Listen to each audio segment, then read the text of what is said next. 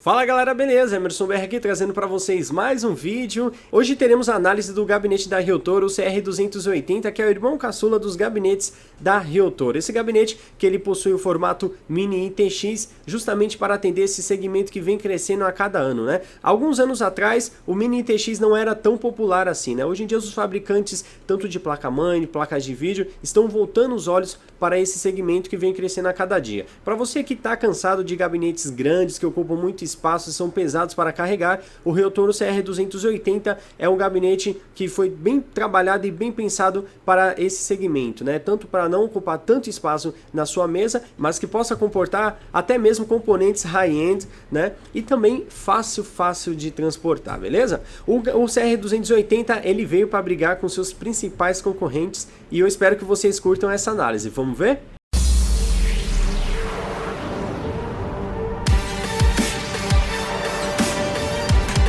O gabinete Realtor CR280 está disponível na cor preto fosco e possui uma linha vermelha em toda a sua volta, o que dá um destaque ainda mais para este gabinete. Suas dimensões são as seguintes: 32 cm de altura, 20,4 cm de largura e 32 cm de comprimento. Ele realmente é o gabinete do estilo Cube e seu peso é de aproximadamente 2,5 kg.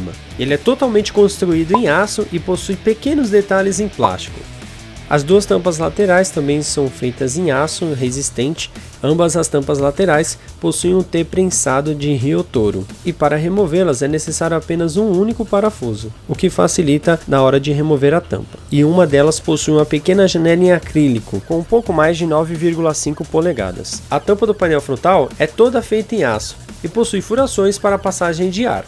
O nome Realtor é desenhado na própria chapa de aço. Apesar do nome ter um detalhe vermelho, ele não possui nenhuma iluminação. Mais abaixo podemos ver as conexões do painel frontal, que são as seguintes: o botão Power, duas portas USB 3.0, conexão para microfone, conector para fone de ouvido, LED indicador de atividades do HD e botão Reset. Assim como o CR480, na parte inferior do painel frontal temos um LED que acende na cor vermelha. Para que esse LED acenda, você precisa conectá-lo utilizando o conector Power LED diretamente na placa-mãe. Ao remover a tampa do painel frontal, temos acesso aos dois fãs de 120mm. O gabinete já acompanha um fã de 120mm do padrão industrial. E caso necessário, você também pode instalar mais um fã de 120mm. Para ambos possuem o filtro anti-poeira, que eu costumo chamar de estilo gaveta, o que facilita na instalação e na remoção e também na limpeza. Algo bem interessante e bem pensado pela Realtor são essas borrachinhas, que devem ser instaladas nas furações onde são colocados parafusos para a instalação dos fãs. Dessa forma você não deixará o seu gabinete todo marcado, com aquele detalhe como se tivesse riscado. Na parte traseira do gabinete também acompanha um fã de 120mm, que serve como exaustor para tirar todo aquele ar quente de dentro do gabinete. Por ele ser do padrão Mini ITX, ele conta com apenas 2 slots de expansão, mas é o suficiente para suportar as diversas placas de vídeo do mercado, que geralmente ocupam 2 slots de expansão. Mais abaixo temos o compartimento da fonte de alimentação do padrão ATX, que possibilita a instalação da fonte de alimentação de duas maneiras, com o fã virado para cima ou para baixo. O comprimento máximo recomendado para a fonte de alimentação é de 20 cm. Na parte inferior também possui filtro anti-poeira, que fica localizado bem abaixo da fonte de alimentação. Como podem ver, não é difícil de remover ou instalar.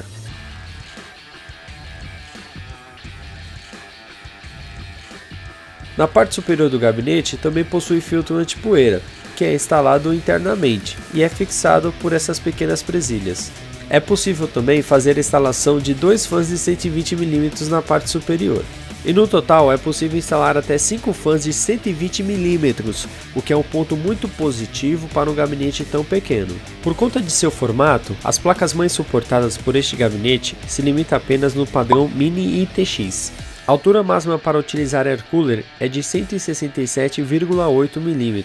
Na questão de armazenamento, o gabinete possui duas baias de 2,5 polegadas para instalação de SSDs e uma baia de 3,5 polegadas para instalação do HD, que fica na vertical bem ao lado da fonte de alimentação, que deve ser instalada exatamente dessa forma. Mesmo com seu tamanho, o Realtor CR280 não deixa a desejar na parte do Cable Management. Ele possui aberturas no chassi para a passagem dos cabos e também possui elevações para que você possa fixar as abraçadeiras, deixando assim os seus cabos ainda mais organizados. A profundidade para esconder os cabos, assim como o CR480, se divide em duas partes.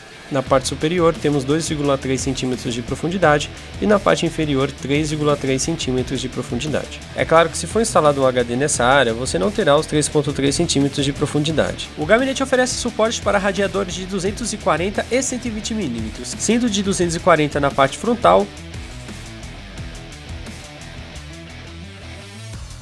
e o de 120 na parte traseira. E no teto não é possível colocar radiador, apenas 2 fãs de 120 mm. E para finalizarmos, não poderia deixar de falar das medidas para a placa de vídeo.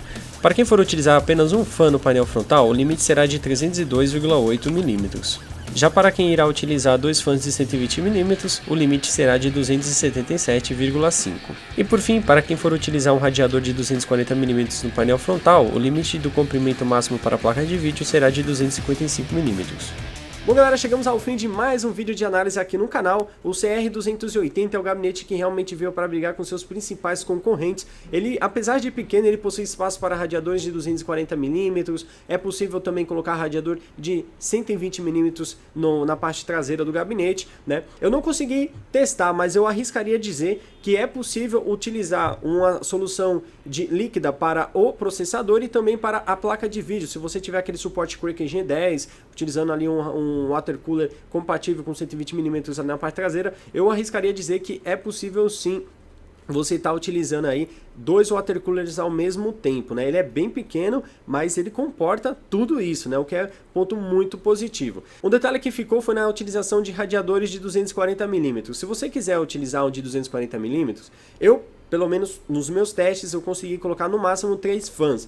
Até porque, dependendo da sua placa de vídeo, se você colocar 4 fãs, você vai matar o comprimento máximo da sua placa de vídeo, né? Que se limita ali em torno de 25,5 centímetros, sem aquele quarto fã ali que fica direcionado exatamente na parte da placa de vídeo, né? Então, mas você pode colocar 4 fãs, porém sua placa de vídeo, tamanho, comprimento máximo vai ser muito menor do que se você não colocar. E caso você não vá utilizar nenhum radiador no painel frontal, mesmo colocando 2 fãs de 120 mm, aí o comprimento já fica ali em torno de 28 centímetros, que é basicamente o padrão das placas de vídeos de referência, tá ok?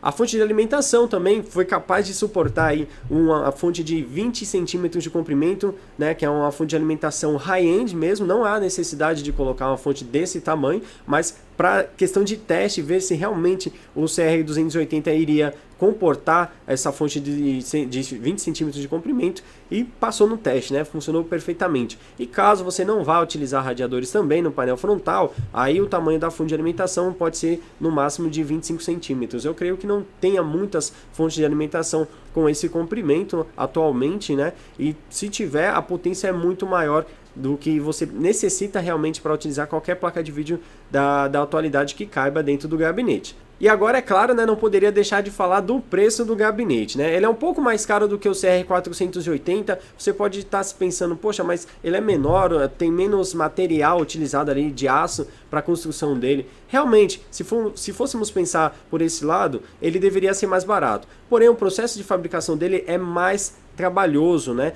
As máquinas de corte têm um trabalho a mais para fazer, são pequenos detalhes, os cortes são menores em relação ao CR480, então por isso que ele é um pouco mais caro do que o CR480. A faixa de preço dele está em torno de 500 a 600 reais, beleza? É basicamente o preço que os concorrentes também costumam colocar nos seus gabinetes mini TX, tá ok? Bom galera, é isso, eu espero que vocês tenham gostado de mais um vídeo. Não deixe de dar aquele like na página da Ryotoro, beleza? E eu agradeço a todos que assistiram o vídeo até aqui, grande abraço e valeu, até a próxima!